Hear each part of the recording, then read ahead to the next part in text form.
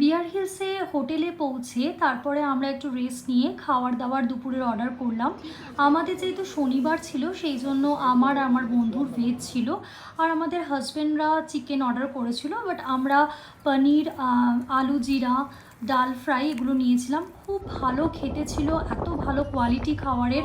বিকালবেলা একটু রেস্ট নেওয়ার পর আমরা বেরালাম সানসেট টাইমে, যেটা আমার সব থেকে ফেভারিট টাইম। আর সত্যি মেসমারাইজিং ভিউ দেখে আমরা জাস্ট মানে কি বলবো, মানে আর কিছু বলার নেই, এত ভালো লাগছিল। তো ওখান থেকে আমরা গেলাম শিবানা সমুদ্রম বলে যে জায়গাটা, যেখানে আমাদের হোটেলটা ছিল তার থেকে প্রায় 50 কিলোমিটার দূরে।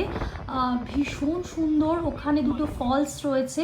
সেই ফলসে যেহেতু এখন গরমকাল ছিল তো সেই জন্য খুব জল আমরা দেখতে পাইনি, বাট স্টিল তখনও অনেকটাই জল ছিল।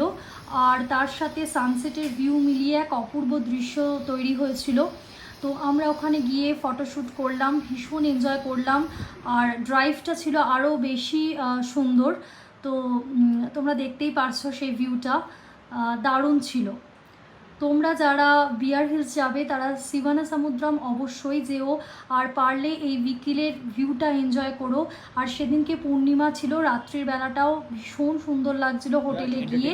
তারপর আমরা একটু চা অর্ডার করলাম, তার সাথে পেঁয়াজের পকোড়া ছিল। All over very good.